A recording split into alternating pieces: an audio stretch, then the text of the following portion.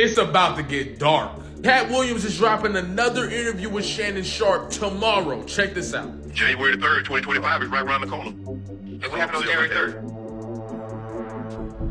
That was the first edition of Cat Williams when it released. I may have my popcorn ready. The type of chaos that Cat Williams caused last year, bruh, was insane. The amount of things he predicted that went exactly how he said they would go is insane, bro. Kendrick Lamar even referenced Cat Williams twice as his influence during the beef. Beat the Grams, he said, Cat Williams gave y'all the truth, so I'ma give mine. On Whacked Out Murals, he said, make Cat Williams and them proud. We don't know the type of chain reaction that this next Cat Williams interview is gonna cause, because the last one he did really set the tone for the entire year. And depending on what he's gonna say in this one, it will set the tone for the entire year this year as well, bruh. I don't know, man. I'm kind of nervous, bruh, because I think it's about to get hectic in 2025. We gonna see. Why did Donald Duck never have pants? Bitch, these are simple questions. Why in the Flintstones, Jetsons, collaborations did they go back into time instead of going into the future?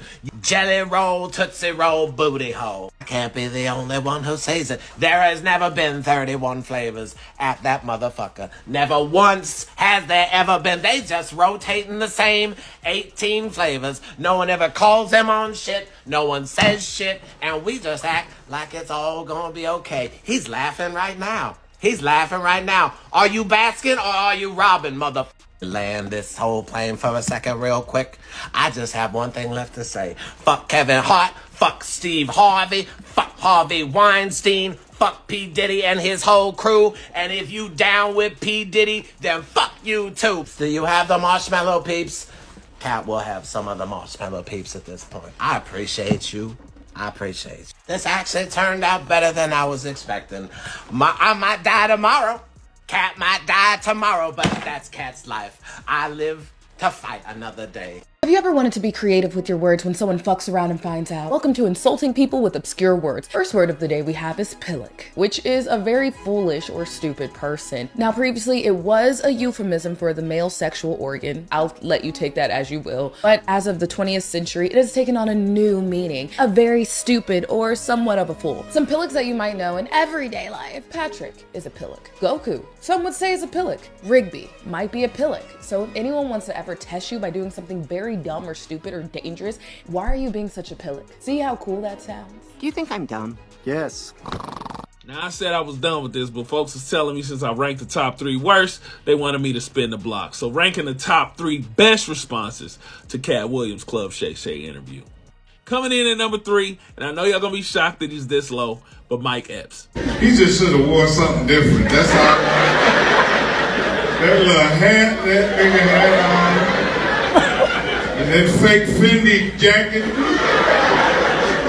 Now, as if things hadn't got messy enough, Shade Room decided they wanted things to be sloppy. So they published this with no context. Mike Epps claims that Cat Williams was wearing a fake Fendi jacket during his interview with Shannon Sharpe. So coming in at number 2, Mike Epps. When he posted this response, letting everybody know no matter what go down, him and Cat is always good. But the number 1 spot can only go to one person. Who y'all think? Mike Epps. All right, I did get a little jealous, man. Cat broke the internet and didn't say my name. I ain't gonna lie to you. I felt Mike when he said, man, why he ain't mentioned me? Because I'm wondering, has Cat ever heard of another satisfying racial moment? I know Steve has, because he sang it on his morning show. Wait, he wouldn't. No. One thing I hope that people take from the Cat Williams situation that I haven't seen anybody talk about yet is I hope that it sets a precedent moving forward that as creatives in a creative industry, influencing, acting, what have you, you may get away with taking people's content and ideas or stepping on the little guy or trying to downplay someone who's genuinely talented as an underdog for a long time. But just know that at some point, the truth will come out. And if you are one of those people who feels like an underdog, just know that your time will come. And it's just incredible to see that for years they tried to downplay Cat Williams. Like he said, Steve Harvey and all those other guys formed an allegiance and they brought each other up. And some of them were getting by on stealing his jokes. But today, the last time I checked, that video has 20 million views. So he went from them thinking that they got away with playing him to literally millions of people hearing and believing his side of the story. So to me, it's just a sign that 2024 is the year that you can't let up. Stay focused, keep doing the right thing, keep your integrity, and just know that your day, it'll come and it'll be big when it does. As you may have heard, Cat Williams did an interview with Shannon Sharpe on his Club Shay Shay platform. And bruh, Cat went into that interview guns blazing like he was John Wick. I'm talking bringing all the smoke to the podcast like he Matt Barnes and Stack 5. Now, 99% of that interview, I can't tell you whether it's true or false, fact or fiction. But I do know this one thing is 100% true. Steve Harvey was without question wearing a wig. Now hear me out, OG. If you happen to come across this video, it's no disrespect. I'm hairfully challenged too. Matter of fact, if my facial hair was any lighter, people would mistake me for Josh Dobbs. But listen, OG, you ain't never had me fooled. Even as a kid, I will always look at your head and be like, bro, why is his hair always neat? You feel me? Shape up, crispy. He ain't never have a strand of hair out of place. Ain't never have a dent in the fro. And then it really hit me. I'm like, bro, it's gotta be fake. I look at Bernie Mac. One day his hair texture may change. His hair may be a little lower than what it was before. But you, nah. 24/7, 365, Steve Harvey had the Steve Harvey. You feel me? I ain't never seen nothing that perfect except for on a microphone. Boom! Look, tell me the difference. You can't. That's how perfect it was. He was the Jalen Rose of his time. You feel me? So how do I know that it was really fake and he just ain't had the best barber in the world? Because one day Steve Harvey woke up to his head being smoother than his suit collection.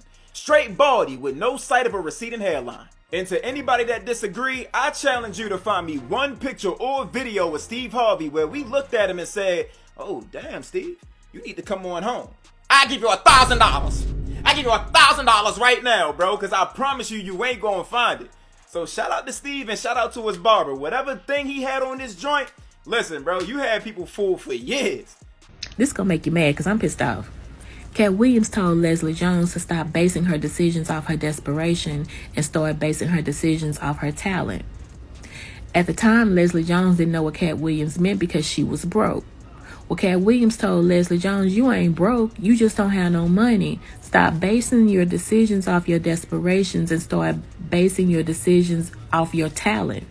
So Leslie Jones took the information that Cat Williams gave her and ran with it. And she said her whole life changed after that.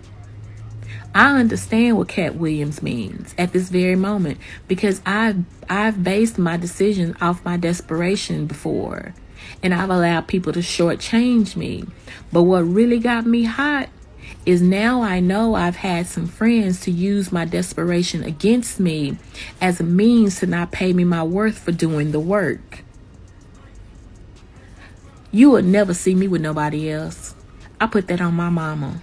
Kevin told you he wasn't going to wear no dress until they offered him the dress, and then he put it on. And what did he say after he wore it? I made my own decision. Duh. But you didn't make it before they brought it up, did you? It's okay.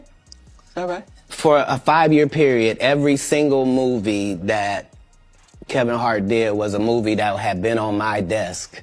That all I had said was, just, can we take some of this step and fetch it shit out? And then I can do it. Like, it don't need to be overtly homosexual, because I'm not homosexual, right? It doesn't need that to be funny, right? And me saying that and them going, oh yeah, no problem. And then going to give it to this other guy and having him do it just like it was. And acting like I'm a bad person because I keep standing on my standard. But, yeah, it's interesting, but I wouldn't change it for the world. Like, again, I'm on the winning side of these decisions. Cat Williams appeared in a recent interview and said the reason more people don't speak up against the Illuminati is because they will kill them. And taking a life means nothing to them. You're either not allowed to say nothing because of the relationships you have in business, or you're not man enough to do it, or your friends is ass niggas, so you feel allegiance to, but for whatever those reasons are. Neutrality is what you don't get to have. Pick a side, right? And so when I'm talking about these Illuminati conversations, that's just to get those things out there in real conversation. I didn't invent these things, and I'm not the reason they exist. Why is it that there's not as many people like you that will come out and say, yo, listen, I don't give a fuck what it is. You know what I'm saying? Because they'll kill you. And it's not a joke, and it's not like, no, because a life doesn't mean anything to them. It's easy for them to do. They're adept at doing a ditty, getting rid of you and not having no handprints on it. Like this is how they traffic. And so you have to really not be scared, not be acting like you're not scared. You'd have to really be too stupid to be scared. You see what I'm saying? I'm backed by God, so I don't even know how to have the fear you need me to have. Now, on multiple occasions, Cat Williams has spoken out against the Illuminati and the secret societies in Hollywood that are running things. And they try to completely destroy his life and his career. But for some reason, they have not been able to destroy Cat Williams. I mean, he's as relevant as he's ever been.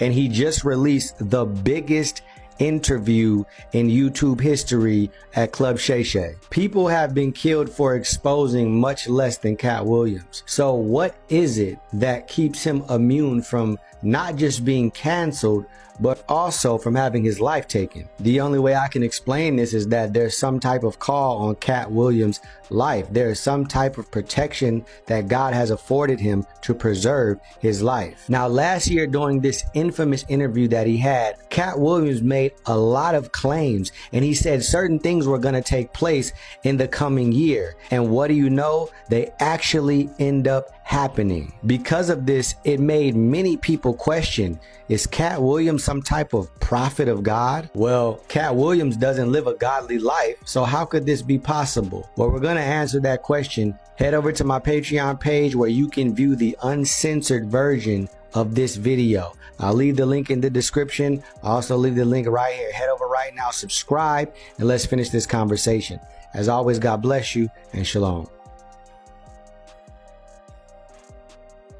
Oh my god, you guys. So Shannon Sharpe asked Cat Williams about Matt Rife, and he goes, what do you think about Matt Rife? And he starts telling him about how he used to be on Wild 'N Out, and Cat Williams interrupts him. He puts his hand out, he leans forward on the couch, and he goes, I didn't even know he was on Wild 'N Out.